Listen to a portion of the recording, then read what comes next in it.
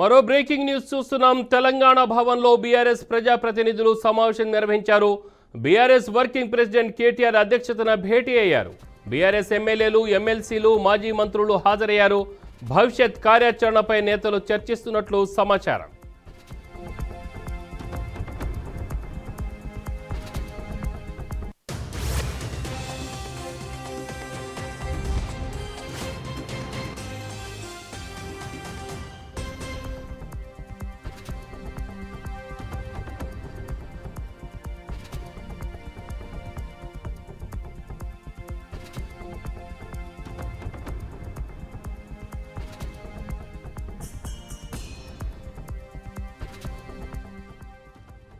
Breaking news చూస్తున్నాం. తెలంగాణ భవన్లో BRS ప్రజాప్రతినిధులు సమావేశం నిర్వహించారు.